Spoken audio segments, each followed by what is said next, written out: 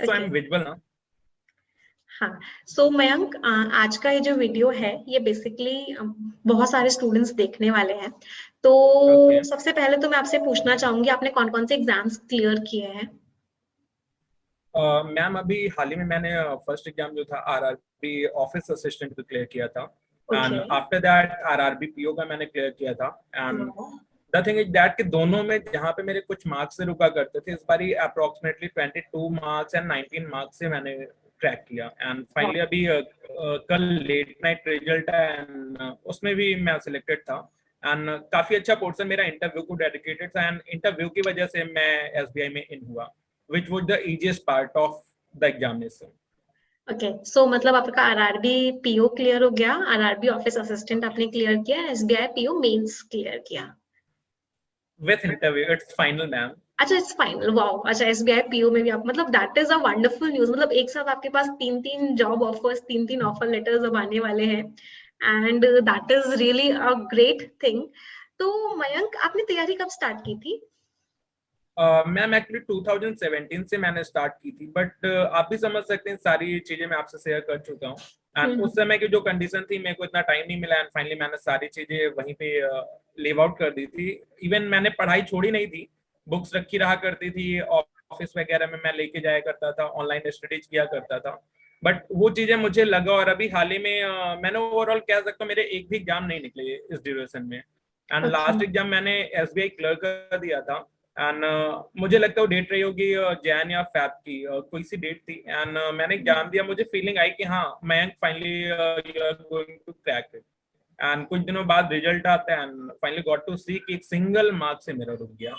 While working with OYO, जो कि approximately 150 hotels मेरे पास थे, उस ओके। समय मुझे ये बस एक फीलिंग आई कि जब इतना सब कुछ करने के बाद एक नंबर से बेटा तेरा रुक सकता है ना, so you will have to crack it. मैंने उस समय रिजाइन दिया। एंड फाइनेंशियल कंडीशन मेरी चूंकि मैंने इतनी समय तक जॉब किया था तो काफी अच्छी हो चुकी थी। मैंने सेविंग्स मम्मा के हाथ में रखी एंड फाइनली उस समय से मैंने सारा कुछ त्याग के फाइनली पढ़ाई के लिए जुट गया। एंड कहीं ना कहीं वही एफर्ट्स थे। और अभी लास्ट की बात बताऊं, नवंबर में मैं डिप्रेशन में चला। डिप्रेशन इन द सेंस आप समझ सकते हैं, सारे एग्जाम डिले हो रहे हैं एंड कोई भी रिजल्ट नहीं आ रहा है एंड स्पेशली आपने पूरी की पूरी सेविंग इन्वेस्ट कर दी है, लास्ट में है आप जस्ट, मतलब बहुत ही लिमिटेड पैसा था उस समय कि 3-4 महीने सर्वाइवल कर सकता था। बट कहीं ना कहीं फिर जॉब ज्वाइन करनी पड़ी एंड सर्वाइवल के साथ ही साथ एक एक करके जब रिजल्ट आने लगे ना, यू कांट बिलीव मैम, जो फीलिंग आई ना आज तक लाइफ में कभी नहीं मिले। अच्छा, कितने आवर्स आप डिवोट करते थे पढ़ाई को? कितना पढ़ते थे आप, मतलब जब आप मैम प्रिपरेशन कर रहे थे? बिगनिंग बिगनिंग की अगर मैं बात करूं तो चूंकि मैं आर्ट्स तो देता था, जब मैंने जॉब से रिजाइन कर दिया 10 to 12 आवर्स। ये मोटा मोटा कहने को है, बट अगर देखा जाए तो 10 to 12 आवर्स होते नहीं है। उसमें कह सकते हैं 5 से 6 घंटे ही ऐसे होते हैं जो कि कहीं ना कहीं एजुकेशन या बाकी चीजों पे हम दे सकते हैं। बाकी तो कहीं ना कहीं laptop setting, books, paper, newspaper, इन सब में निकल जाया करता था। एंड फाइनली एक बार की बात है, जस्ट मैं इवनिंग में थोड़ा सा सॉन्ग सुन रहा था। मतलब ये मैं करा करता क्योंकि कहीं ना कहीं प्रेशर आ जाता है थोड़ा सा। हाँ, एंड उस हाँ। समय मैं पैडकॉस पे गया एंड गॉट टू नो, एक काफी फेमस ऑथर थे, उन्होंने मुझे एक बात बताई कि मयंक, मैं कहीं ना कहीं गया था एंड वहां पे चूंकि मेरे उस शहर के लिए बिगनिंग थी। एंड जब बिगनिंग उनकी थी तो उन्होंने वहां पे जब अपने आप को ये फील में लाया जैसे कि मैं फील किया करता, 3 साल तो मुझे हो ही चुके हैं, तो मुझे सब कुछ आता है, सब कुछ इन द सेंस की इंग्लिश भी आती है, मैथ्स भी आती है। एंड यही मेरा सबसे बड़ा लैक पॉइंट था जो कि मुझे वहां पे पता चला। एंड उन्होंने बताया कि मैंने उस दिन से डे वन से स्टार्ट किया। Day one in the sense वो डेट 5 अप्रैल की थी एंड वाईफाई वगैरह हम लोग यूज करते थे। मैंने वहां पे डेट सेव कर ली कि मैं इट्स 5 अप्रैल एंड यहाँ से आपको बिगनिंग करनी। बिगनिंग इन द सेंस की फर्स्ट क्लास का जो बच्चा होता है ना, ग्रामर एंड आप कह सकते हैं कि इवन मैंने टेंसेस से लेके सारा कुछ वहां से स्टार्ट किया, एबीसीडी से। And same to same maths का प्लस माइनस कैलकुलेशन से स्टार्ट किया। एंड उसके बाद फिर 3 महीने में ऐसा कॉन्फिडेंस आ गया ना कि कोई भी एग्जाम होता है, कोई भी पेपर होता है, इवन इंग्लिश में आपसे मैंने फर्स्ट मेल जो शेयर करी थी, 3 या 4 नंबर आते थे। फाइनली उसी ट्रेल मेल पे आपने देखा होगा कई बार मैं टॉप 3 में आया, जबकि इवन यू कांट बिलीव मैं गवर्नमेंट गवर्नमेंट क्या उसे जो प्राइमरी कहा जाता है ना, जहाँ पे वो बोरियां बिछा के बैठा जाता है, हम्म। उन स्कूल में मैं पढ़ के आया हूँ। हालांकि वो डिसीजन मेरा खुद का था, मेरी फैमिली उस समय सक्षम थी, बट मैंने उस समय सरकारी स्कूल से पढ़ाई करी 5th to 8th, जो कि कहीं ना कहीं बच्चों के सबसे बुरे दिन होते हैं अगर उस समय ऐसे स्कूल में पढ़ के निकलते हैं। मुझे हिंदी बोलनी नहीं आती, लखनऊ में आया था तो सेम वर्डिंग लोगों की हुआ करती थी कि मैं क्या, तू तो हिंदी भी नहीं बोल पाता और कहाँ तू हॉस्पिटैलिटी या बाकी की इस इंडस्ट्री में जा रहा है। तो वही चीजें हैं, समय के साथ चीजें मिलती गई हैं। एंड उस दिन जो मैंने डिसीजन लिया डे वन का, मैं सजेस्ट करना चाहूंगा अगर कोई भी बच्चा देख रहा है एंड आपको ये कहीं ना कहीं फीलिंग आ रही है ना, आई एम द प्रो, तो प्रो वाली फीलिंग भाई मत लाना, क्योंकि प्रो की वजह से मैंने 3 साल झेले हैं एंड फाइनली डे वन से स्टार्ट करके with in 3 to 4 months SBI PO जैसा एग्जाम क्रैक हो सकता है। तो इट इज आप द स्टूडेंट्स को इजीएस्ट ये एग्जाम कहना ऑफ द चाहेंगे वर्ल्ड। कि ओवर कॉन्फिडेंस भी कभी कभी बहुत नुकसानदायक हो जाता है, और बिल्कुल बेसिक से बिल्कुल बिगिनिंग लेवल से स्टार्ट करना चाहिए, और 3 से 4 अगर महीने आपको में। लगता है, सी मैम, अगर आपको लगता है कि कहीं ना कहीं आप मिस कर रहे हैं चीजों को, तो आपको डे वन से स्टार्ट करना चाहिए। डे वन से स्टार्ट करने का ये नतीजा है कि सारे के सारे एग्जाम्स क्लियर हो गए। इवन इंग्लिश वगैरह में तो आप भी समझ सकते हैं एक यूपी बोर्ड का बच्चा कैसा फील करता है, बट आपके परफेक्शन बैच को जब से मैंने देखना स्टार्ट किया तो इनडायरेक्टली आप समझ सकते हो, कैप्स वगैरह की आप क्लास लिया करती थी, तो एक होता है रट्टा मारना। तो रट्टा मारने को मैंने कभी फॉलो नहीं किया, मैंने कभी नोट्स स्टार्टिंग में बनाता था जब बिगनिंग थी एंड प्रॉपर मैं सारी चीजें नोट करता, लेकिन मुझे बाद में फीलिंग आई ये तो सभी कर रहे हैं, मुझे कुछ और करना चाहिए। जस्ट आपने कोई मीनिंग दी मुझे, वर्ड दिया, फाइनली मैंने गूगल किया, मैंने टाइप किया, तो टाइपिंग मेरी बढ़ी, प्लस मुझे कहीं ना कहीं उस वर्ड के काफी सारे एडिशनल वर्ड्स मिले एंड वो मेरे माइंड में आ गया। एंड फाइनली मैं अपने पास एक रफ सीट रखा करता था A4 साइज की, उसमें वो वर्ड जितनी बार मन होता उतनी बार लिखता, और फाइनली एक होता नहीं कि एक अप्रोच बन जाता है कि यूज टू हो जाते हैं हम लोग। एंड वही चीजें हुई परफेक्शन बैच से, कहीं ना कहीं जब मैं मॉर्निंग में न्यूज़पेपर रीड किया करता तो बस देखता मुझे टोन समझ में आ जाती। इवन आप बिलीव नहीं मानेंगे, तकरीबन 7 से 8 न्यूज़पेपर उस समय आया करते थे, और मैं बस केवल पूरा का पूरा पैसेज देख के आइडिया ले लेता था कि ये निगेटिव टोन है, पॉजिटिव टोन है, इंडिया के अगेंस्ट है कैसा, तो एक बार नजर आ जाता है पूरा। तो वही चीज अगर हम डेवलप मतलब कर लेंगे ना बेसिकली तो आपका easiest exam of the world बन जाएगा। स्किमिंग पे कमांड बन गया था कि हाँ, स्किम करके आप समझ जाते थे कि ये पैसेज पॉजिटिव है या नेगेटिव है, या एग्रीड मैम, एक बार ओवरव्यू और एक बार आप कह सकते हैं ऑथर का नाम है, जिस बंदे ने लिखा है, बस इतना देख के आइडिया लग जाता है क्या टोन होने वाले है, इसका आंसर क्या हो सकता है। एंड एसबीआई पीओ जो कि मतलब toughest exam of the world कहा जाता है इंग्लिश के लिए, उसमें मैं 31 अटेम्प्ट करके आया। मुझे लगता है कि उसका भी काफी अच्छा योगदान रहा था क्रैक करने के लिए। चलिए ग्रेट। तो परफेक्शन बैच आपने कितने टाइम से ज्वाइन किया था, कितना टाइम अटेंड किया मैम था? मुझे लगता है not more than 3 to 4 months। 3 to 4 months आप रेगुलर रहे थे। चलिए एग्रीड। ग्रेट। अच्छा, आपको क्या लगता है जब आपने जैसे सारे एग्जाम्स दिए, कौन सा सब्जेक्ट है जिसका सबसे ज्यादा इम्पोर्टेंस है? अगर मैं आपके नजरों में बात करूँ, होता इम्पोर्टेंस आई सारे लेट यू नो। सब्जेक्ट्स का है, बट ऐसा कौन सा सब्जेक्ट है ओके, जो बहुत टाइम टेकिंग होता है और जो गेम चेंजिंग सब्जेक्ट होता है एक तरीके से? एक्चुअली थिंग इज दैट ना मैम, इतने रूमर्स है मार्केट में इंग्लिश को लेकर, मेरे साथ भी यही हुआ। मुझे लगता था इवन मैं जब अपनी क्लासेस में जाया करता था, काफी समय पहले की बात है, टीचर ने मुझे ये बोल दिया बेटा तू आरआरबी क्लर्क नहीं क्रैक कर पाएगा, प्री नहीं क्रैक कर पाएगा, इंग्लिश हिंदी के बाद में करना। उस दिन मैंने दिल पे ले लिया, फाइनली उस दिन वो एग्जाम क्रैक हुआ। देन मैंने मेंस को बिल्कुल मजाक में ले लिया और मेंस मेरा चला गया हाथ से। तब से मेरे कोई भी एग्जाम नहीं निकले। एंड इंग्लिश को जब मैंने थोड़ा सा ऑब्जर्व किया, मेरा आप समझ सकते हैं मैं एक मैनेजमेंट फील्ड से हूँ, हॉस्पिटैलिटी फील्ड से हूँ, तो हम लोग ओवरऑल ऑब्जर्वेशन पे पूरा का पूरा काम करते हैं। तो इस बारी मैंने किया क्या, मैंने एग्जाम पे और एसटी या स्पीड टेस्ट पे या बाकी चीजों पे फोकस ना करके सबसे पहले पैटर्न ऑब्जर्व किया कि कहाँ पे बच्चे लैग करते हैं और कहाँ पे हम प्लस पॉइंट बना सकते हैं। क्योंकि मैथ्स देखिए एक लिमिटेड टाइम पीरियड होता है। इवन मेरी स्पीड काफी अच्छी, लेकिन मैं बाकी बच्चों के लिए सजेस्ट करना चाहूंगा जिनकी लगता है कि स्पीड नहीं है, बट इंग्लिश तो एक ऐसा सब्जेक्ट है कहीं ना कहीं ऑब्जर्वेशन के बाद, एक बार रीड करने के बाद, एक बार अंडरस्टैंडिंग के बाद आप इजिली सॉल्व कर सकते हैं। और दूसरा बच्चा अगर 4-6 नंबर ला रहा है, 8 नंबर ले आ रहा है, कट ऑफ क्लियर कर रहा है, and you can just, sorry I am not getting that word, आप एटलीस्ट 30 से 32 नंबर वहां पे अगर ले आ रहे हैं ना, तो आपके लिए एज क्रिएट करेगा, बाकी लोगों से आप काफी आगे निकल जाओगे। मुझे लगता है मेरे लिए तो गेम चेंजिंग रहा ही है एसबीआईपीओ में। हाँ मैंने मतलब, सारे मार्क्स अपने चेक किया। ओके, तो मतलब बाकी बच्चे जब 7 नंबर ला रहे हैं, 6 नंबर ला रहे हैं, आपके अचानक से 30, 32, 35, 25 नंबर आ जाए, तो आप बहुत आगे कहीं ना निकल गए कहीं बहुत दूसरों सारे दूसरों बच्चों से आप से। काफी आगे हैं। हाँ, दूसरों से आप बहुत यस आगे मैम, निकल गए एंड वही। सेकेंडरी, हाँ। बिल्कुल, क्योंकि रीजनिंग और मैथ्स की अगर बात करूं, इस बारी का लेवल इतना हाई था, जस्ट लाइक कि मैं लाइव वीडियो देख रहा था यूट्यूब पे, लोगों का कहना था कैट लेवल भी इन्होंने क्रॉस कर दिया। एंड कहीं ना कहीं कैट लेवल अगर क्रॉस किया, उसके बाद भी मैंने 16 अटेम्प्ट किया, जो कि वेटेज अच्छी थी, तो इस वजह से मुझे फीलिंग तो आई, लेकिन कहीं ना कहीं 31 अटेम्प्ट प्लस डिस्क्रिप्टिव, तो यहाँ पे मैंने एसबीआई पीओ के साथ क्या गेम खेला, दूसरे बच्चे होते हैं ना कि डिस्क्रिप्टिव में डरते हैं, मैंने डिस्क्रिप्टिव ऑब्जर्व किया कि कहीं ना कहीं कोई हम उसे आप तो चेक करने नहीं जा रही हैं कि वहां पे सेंटेंस आप चेक करेंगे, वहां पे ईयर चेक करेंगे, वहां पे परसेंटेज चेक करेंगे, ऐसा तो आप करेंगे नहीं। वो एक टेक डेटाबेस होता है, उसमें पहले से एरर फाइंड आउट करने के लिए कुछ फॉर्मूलाज लगे होते हैं, एंड फाइनली कहीं ना कहीं जिस कमांड के अकॉर्डिंग वो डिस्क्रिप्टिव पेपर आपका चेक होता है ना, मैंने उस कमांड के साथ खेला। कमांड इन द सेंस कि आइडिया लिया कि एग्जामिनर चेक क्या करना चाहता है। इतने बच्चे बैठते हैं, 6,000 बच्चे बैठे, तो कहीं ना कहीं एक एक बंदे का इंडिविजुअल तो हम चेक नहीं कर सकते। तो फाइनली सेंटेंस अरेंजमेंट और पंचुएशन या इस टाइप की जितनी चीजें थी, इसके बेस पे हम डिस्क्रिप्टिव में काफी अच्छा अचीव कर सकते हैं। इवन आप समझ सकते हैं कि वहां पे जीरो निकल काम कर रहा था, स्पेस नहीं काम कर रहा था, या इस टाइप की काफी कीवर्ड्स काम नहीं कर रहे थे, उसके बाद भी डिस्क्रिप्टिव में अच्छे नंबर आना, that mean you have to read exam first. कहीं ना कहीं आपको आइडिया लेना होगा एग्जाम चाहता क्या आपसे। उनको ओवरऑल स्पीड चाहिए थी, एक्यूरेसी चाहिए था। अगर डिस्क्रिप्टिव में आप ये ले आ रहे हैं तो यानी कि आप काफी अच्छा अटेम्प्ट कर ले रहे हैं।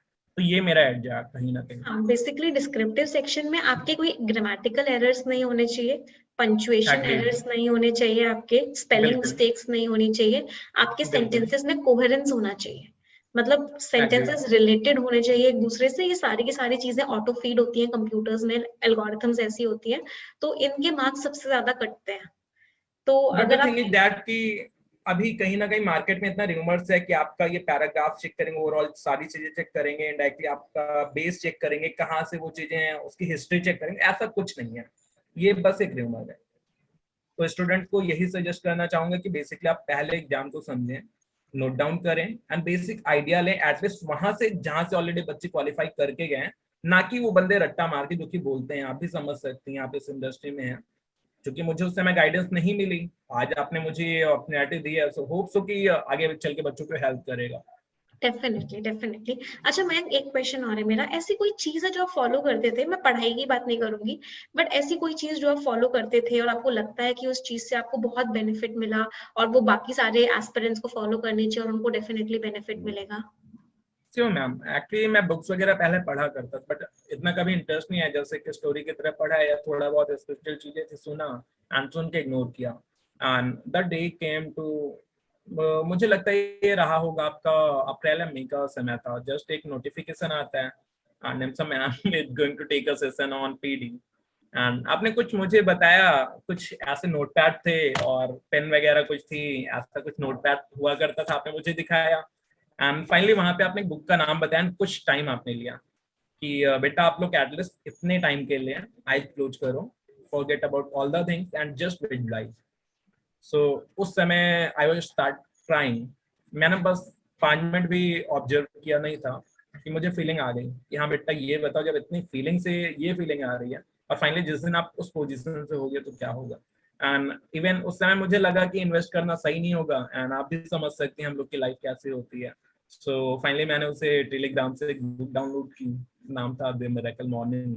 हालांकि बुक इतनी ज्यादा इंटरेस्टिंग है ना, कोई बंदा पढ़ना नहीं छोड़ सकता।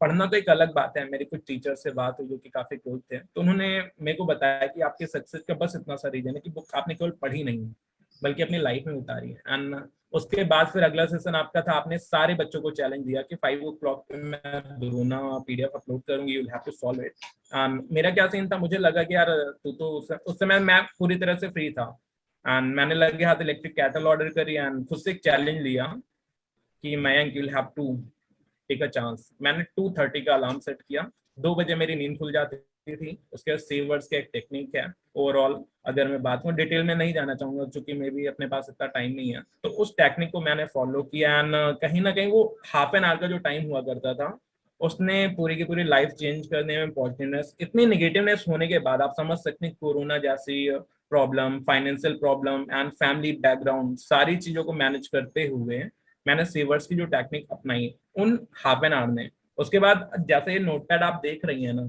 एक मतलब मेरे को आइडिया मिल गया कि एटलीस्ट करना क्या है। मैंने यहाँ पे होता क्या, बच्चे आप अभी लास्ट सेशन ले रही थी तो आपने बच्चों को बताया टू डू लिस्ट बनाओ, बच्चे बनाते थे, but the thing is that ना कि वो बनाते थे कुछ भी बनाते थे। मैं क्या करता था कि अपने 10 पॉइंट नोट करता था, आज की डेट में मुझे ये करने, एंड जब वो पॉइंट मैं नोट डाउन करता था तो एटलीस्ट 5 एक्स्ट्रा करता था।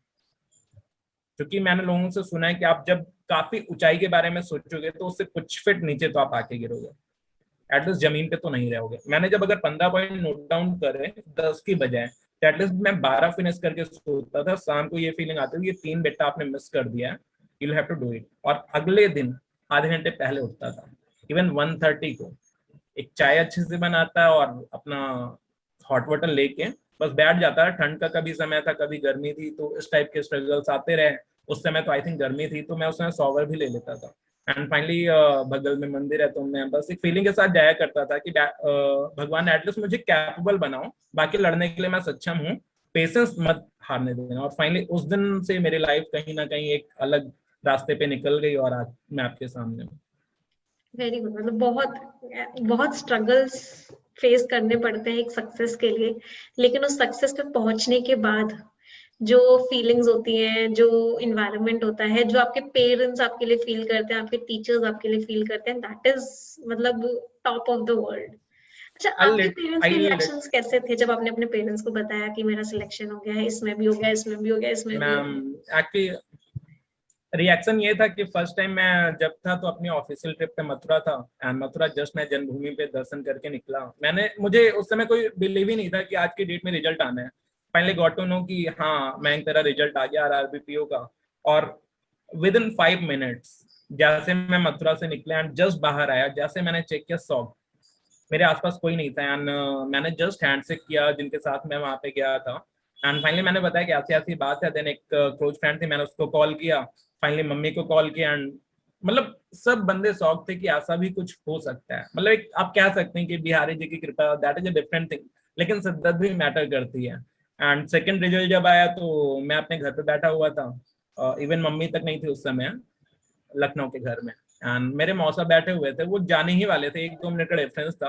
एंड मैं बार बार रिफ्रेश करके सोच रहा था काश इनको खुशखबरी सुना दूं। हालांकि क्लर्क का रिजल्ट था, मेरे लिए उतना इंपॉर्टेंट तो नहीं था, लेकिन एक मन था कि घर के वॉल पे इतने लगा दूं ना कि देखने वाला भी सोचने लग जाए। और फाइनली वही हुआ। जस्ट मैंने क्लिक किया एंड मौसा से मैं बोल के आ रहा हूँ कि मौसा जी, अगर आपको ये पता चले कि फाइनली मैं एक गवर्नमेंट ऑफिसर हो गया हूँ, एक क्लर्क हो गया हूँ, तो काफी खुश थे। लेकिन वो रिएक्शन नहीं था उसके। जैसे मैंने बताया वो बेचारे मतलब काफी बुरी तरह से रोना स्टार्ट कर दिया उन्होंने। उनका बेटा ये आशीर्वाद था मेरा। एक्चुअली उन्होंने मेरी काफी स्ट्रगल देखी। जब मैं लखनऊ आया था मेरे पास कुछ नहीं था, इवन मैं घर से भाग के आया था। और आज मेरे साथ यहाँ पे पिछले 6 साल से फैमिली रह रही है। उस समय उसके बाद फिर उन्होंने, हमने जब मम्मी को कॉल किया, उन्होंने बोला बेटा बताना मत। मम्मी जैसे ही आई और फाइनली उस समय उन्होंने मम्मी को खुशखबरी देने में इतने ज्यादा इंटरेस्टेड थे कि दोनों लोग फूट फूट को रोने लगे। मतलब आप समझ सकती हैं कि कभी कल्पना, इवन आप बिलीव नहीं मानेंगे, मेरे पूरी फैमिली में दूर दूर तक, इवन रिलेटिव्स, कोई ऑफिसर नहीं है, कोई बैंकर नहीं है, कोई गवर्नमेंट सर्विस का नहीं है। I am the very first. And जो पीओ का रिजल्ट आया, अभी मैं कल रात की बात बताऊं, जस्ट मैं ऐसे स्क्रॉल कर रहा था, मैं उसके पहले की बात बताता हूँ। जस्ट मेरा मेंस का रिजल्ट आया था, रात में 10 बज रहे थे। काफी दोस्तों मुझे टेक्स्ट किया, बट उस समय इतना टायर्ड था ऑफिस की वजह से कि मुझे पता ही नहीं चला कि रिजल्ट जैसे भी कोई चीज होती है। मॉर्निंग में उठा तो शॉक टू सी, और 5 बारी मैंने चेक किया, मेरा रिजल्ट नहीं था, मेरा रोल नंबर नहीं था। बट हाँ, फाइनली मैंने अपनी हार नहीं मानी। वो शिद्दत आपने जो बताई थी ना, यानी कि उस बुक्स की 7 टेक्निक, मैंने खुद के अंदर एक बिलीफ लाया कि हाँ मयंक होगा, कैसे नहीं तो एक बार फिर से। और फाइनली मैंने अपना वो डेटाबेस उठाया, फाइनली मैंने रोल नंबर चेक किया, शॉक टू सी फाइनली। मतलब एक कॉन्फिडेंस लेवल, आप बिलीव नहीं मानेंगे, इतना गंदा कॉन्फिडेंस मैंने लाइफ में नहीं देखा कि 5 बार बंदे का रिजेक्ट होने के बाद वो 6वीं बार उसको मिल रहा है रोल नंबर। मतलब उस बंदे ने हार नहीं मानी। और उसके बाद जो रिएक्शन था ना, मतलब एक मेंस क्लियर होना, आप समझ सकते हैं लोगों के मामले बात होगी, लेकिन जिस बंदे का 1 नंबर से प्री रुका, वो भी क्लर्क लेवल, उसका एसबीआई पीओ क्रैक हो जाए, वो भी इतने कॉन्फिडेंस के साथ ही होना ही है। और वही सेम डी हुआ। अभी कल रात की बात है, जस्ट मैं स्क्रॉल कर रहा था, एक बार में मेरी नजर पड़ी, यार मैं तो सिलेक्ट हो गया। मैंने कहा आप देख लेते हैं, 2-3 बार चेक कर लेते हैं। और फाइनली यही हुआ। 2-3 बार चेक करने के बाद मम्मी को बताया, रात में सबकी कॉल्स आनी स्टार्ट हुई। And finally shock to see कि हाँ आपका भतीजा ऑफिसर बन गया, आपका भांजा ऑफिसर बन गया। मेरे से ज्यादा खुशी मेरे चाहने वालों को। मतलब आप बिलीव नहीं मानेंगी, आप समझ सकती हैं फीलिंग, अब बताने के लिए वर्ड्स नहीं है मेरे पास। It's all about the selections and the smile and the happiness. Even इतने वर्ड्स नहीं है मेरे पास। चलिए ग्रेट, बहुत बहुत अच्छा लगा आपकी खुशी को देख के। आपकी फेस पे दिख रहा है कि आप बहुत ज्यादा खुश हैं, एंड डेफिनेटली खुशी की बात तो बहुत ज्यादा है। फाइनली आपका जो सपना था एसबीआई में जाने का, एक ऑफिसर लेवल पहुंचने का, वो आप पहुंच चुके हैं। अच्छा, अब मैं ना कुछ स्टूडेंट्स के पॉइंट ऑफ व्यू से आपसे कुछ कुछ चीजें पूछूंगी। मैं सब्जेक्ट वाइज श्योर मैम, चलूंगी, आप मुझे हर सब्जेक्ट वाइज बताना क्या क्या स्ट्रैटेजी आपने फॉलो की थी, ठीक है? तो सबसे श्योर पहले मैम। हम इंग्लिश से स्टार्ट करेंगे। इंग्लिश में आपने क्या स्ट्रैटेजी फॉलो की थी? हाँ, यू कैन हैव वाटर उसके बाद। कि मैम इंग्लिश को मैंने ओवरऑल पहले ऑब्जर्व किया कि कैसे क्वेश्चंस होते हैं, इसके अलावा क्या इंपॉर्टेंट है, क्या मैटर करता है, क्या हमें पढ़ना है, क्या नहीं पढ़ना है। बेसिकली अगर बात करूं एरर डिडक्शन या ओवरऑल जितने भी इस टाइप के टॉपिक्स होते थे, कहीं ना कहीं ग्रामर मस्ट थी। तो from the very first day मैंने आपकी ग्रामर की क्लासेस ली। इवन उसके बाद भी मेरे एरर रह जा रहे थे, मैंने दोबारा ली। फिर कुछ एरर्स रह जा रहे थे, फिर परफेक्शन बैच देखा। 3 बार ही रीड करने के बाद, 3 बार रिवाइज करने के बाद फिर भी एरर रह जा रहे थे। हमने कहा ठीक है। फिर फाइनली मैंने एसटी वहां पे ट्राई करी और उसमें एरर नहीं आ रहे थे। फाइनली फिर आपके पोल्स आने लगे, फिर एरर नहीं आ रहे थे। फिर मैंने कहा एक बार और रीड करता हूँ, परफेक्शन की तरफ ले जाता हूँ उस बैच के अकॉर्डिंग। हालांकि वो परफेक्शन बैच नहीं था, आपका नॉर्मल बैच था। मैंने फिर से रिवाइज किया पूरा का पूरा डेटाबेस एंड जितनी भी क्लासेस थी मैं नोट डाउन करके रखता क्या पढ़ना है। इवन वो चीजें जो मुझे आती हैं उससे भी मैं रिवाइज करने की कोशिश करता, बट आपने अनअकैडमी में फीचर दे रखा है तो मैं स्किप कर कर देखता था। और वो टाइम हुआ करता था रात के 10 से 11 या अर्ली मॉर्निंग के 2:30 से जो 4:30-5 बजे तक का टाइम होता उस ड्यूरेशन में, यानी द्रोणा से पहले। द्रोणा की जब आपके पीडीएफ आते हैं उसके पहले ये फिनिश करके, उसके बाद फिर जब इतना यहाँ पे मेरा इंप्रूव हुआ, एरर से लेके इस टाइप के जितने छोटे मोटे टॉपिक्स थे वो पैरा जंबल मुझे समझ में नहीं आती थी। मैंने काफी कोशिश की, काफी एनालाइज किया, लेकिन कहीं ना कहीं वो मेरे ऊपर से जा रही थी। एंड उसके बाद मैंने कई बार ट्राई किया, बार बार फेल हुआ। फाइनली उसके बाद मुझे लगा कि हाँ अब इसको चांस देना चाहिए। फाइनली आपके perfection batch, normal class, even मैंने कुछ साल पहले की क्लासेस भी उठाई एंड वहां से मैंने कोशिश की, उसके बाद भी नहीं आया। फिर मैंने यूट्यूब सर्च किया, कुछ अलग अलग क्लासेस की थी, वहां पे मैंने कोशिश की, वो थोड़ा सा इजी लेवल था और फाइनली वो सॉल्व होने लगा। इजी इन द सेंस कि जैसे एसबीआई में आया था उस लेवल के क्वेश्चन सॉल्व होने लगे। एंड फिर मैंने आपकी क्लास के उठाया, फाइनली वो भी सॉल्व होने लगे। एंड लास्ट टाइम पे आप समझ सकते हैं ना, जब प्रेशर आता है आपके पास केवल 1 हफ्ते होते हैं, तो उस समय सॉल्व नहीं हो रहा था, उससे मैंने स्किप करना उसको ज्यादा बेटर ऑप्शन समझा। यानी कि कुछ ऐसे टॉपिक्स होते हैं जो कि आपको स्किप करने होते हैं। एंड थैंक गॉड कि एसबीआई पीओ में नहीं आया था। तो इस वजह से वो मेरा प्लस पॉइंट था और कहीं ना कहीं नेगेटिव पॉइंट भी था। और इसके अलावा मैं बात करूं कैप्स की, तो I am getting so much call about वो कैप्स, तो स्पेशली मैं इस पर फोकस करना चाहूंगा। वो कैप्स और रीडिंग कॉम्प्रीहेंशन की अगर आपने देखा होगा तो मोटे मोटे 10 से 15 मार्क्स हमारे वहाँ पे सेफ हो जाते हैं अगर हमारे ये दोनों पार्ट्स मजबूत हैं तो आपने द हिंदू स्टार्ट किया था और विशाल सर या इस टाइप के कुछ टीचर्स हुआ करते थे, तो पहले तो मैं सबकी क्लास लेता था जब भी मुझे टाइम मिलता था और नोट डाउन करता था। इवन मेरी कई कॉपीज भर चुकी हैं। लेकिन उसके बाद मुझे लगा कि सब यही कर रहे हैं, मुझे कुछ डिफरेंट करना चाहिए। जस्ट मैंने आपके कैप्स उठाई, एक दिन लगा, आपने ओवरऑल 10 कराई, मैंने 10 की बजाय पूरा का पूरा वो टॉपिक पढ़ा। उसमें मुझे 10 के अलावा तक 5-6 ऐसी और मिलने लगी। फिर वो 15 मैं सर्च करता है एंड जब गूगल करता तो फाइनली मुझे उसके बारे में आइडिया, और कहीं ना कहीं प्रोनाउंसिएशन कितना मैटर करता है मुझे तब समझ में आया। जस्ट मैंने गूगल पे क्लिक किया, उसको सुना है हैंड फ्री लगा के कि वाकई में बोलना, और उसके बोलने से मुझे ये आइडिया लग गया इसका मीनिंग क्या हो सकता है। I'm not talking about just learning and reading. I'm just talking about understanding. English का एक बहुत बहुत अच्छी बात है कि अगर आप वर्ड को पढ़ रहे हैं उसकी मीनिंग कहीं ना कहीं उसी में छुपी होती है। वो चीजें मैंने फॉलो की एंड उससे रिलेटेड जब मैं कोरिलेट करना स्टार्ट करता था तो सारे क्वेश्चन मेरे इजीली सॉल्व होने लगे। एंड जिसमें मेरे 2-4 नंबर आते थे उसमें काफी अच्छे मार्क्स, इवन टॉप 3 की मैं बात कर रहा हूँ तो ऐसे ही मेरे आया करते थे। एंड जब आप गूगल करने लगेंगे तो कहीं ना कहीं आपकी वोकैब्स इतनी इंप्रूव हो जाएंगी ना कि आपकी कहीं ना कहीं लिखने का या बोलने का या वोकैब्स आपको मिलते जाएंगे, फिर आपको रट्टा मारने की जरूरत नहीं होगी। तो स्टूडेंट्स को बेसिकली यही फॉलो करना चाहिए। और जो गैप होता है ना, अगर मैं बात करूँ कोई सेंटेंस करेक्ट करना है या उसका गैप फिल करना है, फिल इन द ब्लैंक्स कह लीजिए या जो भी कह लीजिए, तो कहीं ना कहीं आप जब सेंटेंस पढ़ते हैं ना, आप ये गाइड भी करती हैं, तो ये मेरा खुद का ऑब्जर्वेशन भी है। मैं सेंटेंस 2-3 बार पढ़ता हूँ, इवन उसके बाद मैं जाके सारे ऑप्शन पढ़ता हूँ एंड पता नहीं क्या होता, अब इंग्लिश की बात करूं एक माइंड में आ जाता है कि हाँ इसका यही मीनिंग होने वाला है। हालांकि मुझे 3 का आता था, 1 का नहीं आता था। तो निगेटिव, पॉजिटिव और इस टाइप की जितनी भी स्ट्रैटेजी होती है सब ट्राई करके उसके बेस पे, ये मतलब एक दिन की स्ट्रैटेजी नहीं है कि जस्ट आपको ग्रामर आती है, सारी चीजें आती है तो आप फिल कर लोगे, ऐसा नहीं है। स्पेशली आपने बताया भी था कि यहाँ पे एडजेक्टिव आना चाहिए, यहाँ पे नाउन आना चाहिए। ये कॉन्सेप्ट मैंने अपनाया बेसिकली ये, और प्लस अंडरस्टैंडिंग। जब तक अंडरस्टैंडिंग नहीं है और जब तक आपको नहीं पता तब तक आप ये चीजें फॉलो नहीं कर पाएंगे। इंग्लिश इस वजह से इजी सब्जेक्ट बना। ओके, फिर अब हम बात करते ओवरऑल हैं ये क्वांट्स। स्ट्रैटेजी रही थी। क्वांट्स में आपने क्या स्ट्रैटेजी फॉलो की थी? क्वांट में बेसिकली मैंने पूरा का पूरा ऑब्जर्व किया, मुझे लगा कि इसमें कुछ ऐसे चैप्टर्स हैं जो कि मुझे स्किप करने चाहिए। सबसे पहला पॉइंट मैंने वही उठाया।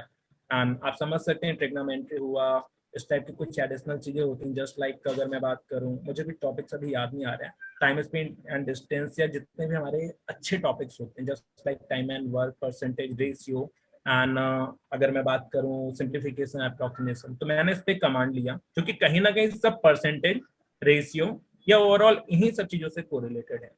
तो मैंने यहाँ तो किया, लेकिन इसके अलावा जितने भी आपके क्यूब्स, स्क्वायर रूट, और तो ये मैंने रट्टा जरूर मारा, लेकिन अंडरस्टैंडिंग के साथ ही साथ एक नोटबुक लेके बैठता था और फाइनली मैं बार बार लिखता था। एक बार ही नहीं बल्कि 8 से 10 बार सेम चीज लिखता था।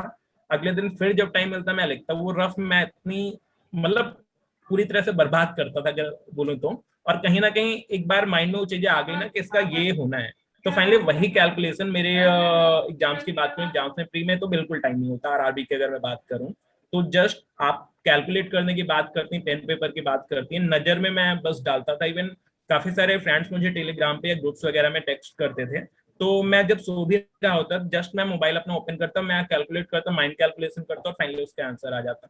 सेम अगर मैं बात करूँ टाइम स्पीड एंड डिस्टेंस, या आपका टाइम एंड वर्क की बात करूं, तो ओवरऑल रेशियो मेथड को मैंने कहीं ना कहीं अपने माइंड में ऐसा पुटअप किया कि बस नजर पड़ते ही आइडिया मिल जाता था कहाँ से को रिलेटेड है और क्या इसका आंसर आने वाला है। तो ये चीजें बच्चों को फॉलो करनी चाहिए। केवल पढ़ने से फॉर्मूला याद करना, इवन मुझे फॉर्मूलाज तक अभी तक याद नहीं है। और मैंने लिखने की काफी बार मैंने कोशिश हर तरह से की, लेकिन वहां पे मुझे चीजें समझ नहीं आ रही, तो मैंने ऑब्जर्वेशन स्टार्ट किया। ऑब्जर्वेशन किया, साथ में आशीष सर का साथ मिला, और जो उन्होंने ट्रिक्स मुझे बताई थी ओवरऑल सारे बच्चों को बताते हैं, तो मैंने वो चीजें इंप्लीमेंट करके देखी। एक बार सॉल्व किया नहीं आया, 2 बार सॉल्व किया नहीं आया, तीसरी बार सॉल्व किया, तो फाइनली वो चीजें आ जाती थी माइंड में।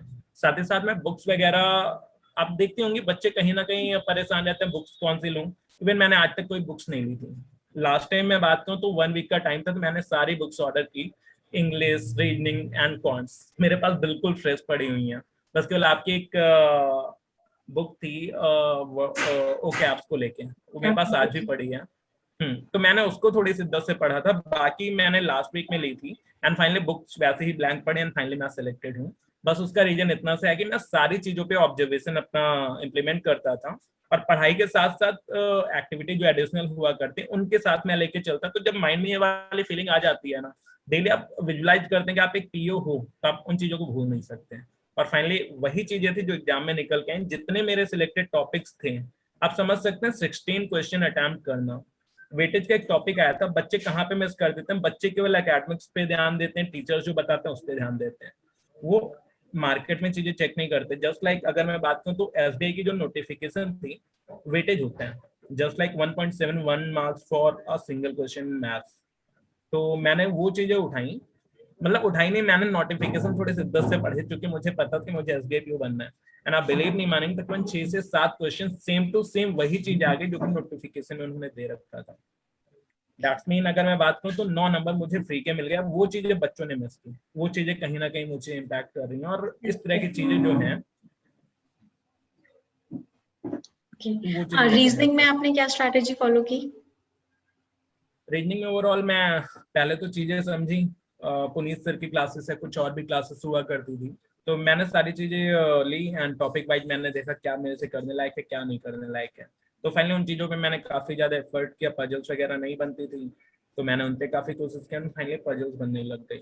बट उसके बाद अगर मैं आऊँ तो मेंस के समय क्या, मैं तो प्री के साथ ही मेंस की तैयारी कर रहा था। और उस समय होता क्या था, जितने भी टीचर्स थे मोस्ट प्रॉब्ली अगर मैं बात करूं जो कि एग्जैक्ट आपके पास पजल्स आती है ना, वैसा कंटेंट किसी के पास नहीं। सब बस केवल वो कंटेंट आपको प्रोवाइड कराते हैं जो कि आपको स्किप करनी होती है। दैट मीन कि बच्चा यहाँ पे डर जाता है। और वो कंटेंट मैंने हालांकि ट्राई किया, मुझसे नहीं हुआ, मैंने कहा देखते हैं मेंस में। और फाइनली मेंस में अगर मैं बात करूं आरआरबी में, तो आरआरबी में प्री से थोड़ा ऊपर का लेवल था। अगर आप काफी एफर्ट कर रहे हैं, कॉन्टिन्यूस एफर्ट कर रहे हैं, तो वो पजल्स आपसे इजीली सॉल्व हो जाएंगी। तो मेरा सजेशन बच्चों को बस इतना सा ही, वो माइंड को अपने प्रेशर में ना लें, और उनको लगता है जहां तक वो कैपेबल है उतना सॉल्व करें। और इतनी एश्योरिटी मैं ले सकता हूँ, पजल्स उनका लेवल वही रहेगा, प्री से थोड़ा सा हार्ड, हालांकि वो लेवल नहीं जाएगा जो कि अभी अपने यहाँ पे बुक्स वगैरह में दिया था। इवन मैंने एनालिटिकल रीजनिंग ली थी, तो उसमें अजम्पशन और इस टाइप के क्वेश्चंस हुआ करते थे।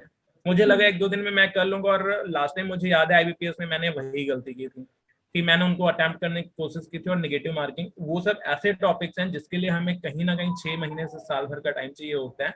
एंड अजम्पशन आप भी समझ सकते हैं मैम कि अगर आप कोई चीज एज्यूम करेंगे तो वो आपका सही नहीं होगा, मेरे अकॉर्डिंग कुछ अलग होगा, आपके अकॉर्डिंग, तो ऐसे टॉपिक्स को स्किप करना ही सही होगा। मैंने ओवरऑल 12 अटेम्प्ट किए थे रीजनिंग में, एसबीआई पीओ में, एंड मेरा आरआरबी पीओ में काफी अच्छा अटेम्प्ट था। और अगर मैं बात करूं क्लर्क में, तो मेरे काफी अच्छे अटेम्प्ट थे। तो कहीं ना कहीं जैसा लेवल होगा वैसा आपको प्रिपेयर करके सॉल्व करना होगा, आप रेस में मत भागिए। जनरल अवेयरनेस में आपने क्या स्ट्रैटेजी फॉलो की थी? जनरल अवेयरनेस में बेसिकली मैम पहले मैं कपिल सर की क्लास लेता था, और जैसे जैसे मेरे सामने कंटेंट का मैटर होने लगा, क्योंकि मैं कुछ और भी एडिशनल क्लासेस लेता था, क्योंकि डिपेंडेंसी बनाना कहीं ना कहीं अपने लिए सही नहीं होता, या आप समझ सकते हैं एक लेवल तक एग्जाम का लेवल भी चेंज होता रहता है। तो मैंने उस केस में पूरी की पूरी केस स्टडी की, पिछले कुछ सालों के पेपर्स उठाए, एंड मुझे आइडिया लगा कि हाँ कहीं ना कहीं ये चीजें आ रही, ये चीजें आ रही। फाइनली मैंने न्यूज़पेपर में डेटा फाइंड आउट करना स्टार्ट किया, यानी कपिल सर की क्लासेस में फॉलो कर रहा था। इवन उसमें टॉप 3 टॉप रैंकिंग, क्योंकि स्पीड इतनी अच्छी होती है, तो आप अच्छा होने के बावजूद, यानी कि 100% एक्यूरेसी के साथ 100% करेक्शन के बाद भी स्पीड की वजह से आप कहीं ना कहीं उस रेस से बाहर हो जाते हो, और बच्चे यहाँ पे हो जाते हैं डिप्रेस। तो मैंने उस डिप्रेशन को अपना हथियार बनाया, और फाइनली मैंने कुछ एडिशनल वेबसाइट और इस टाइप की चीजें उठाई। मैंने वहां पे फिर कंटेंट फाइंड आउट करना स्टार्ट किया, जस्ट लाइक अगर फार्मर्स एग्रीकल्चर की बात करें, ओवरऑल इसके अलावा काफी सारे भी न्यूज चल रही थी, तो मैंने उस न्यूज को उठाया, उस न्यूज के बारे में विकिपीडिया पूरी डिटेल्ड स्टडी की।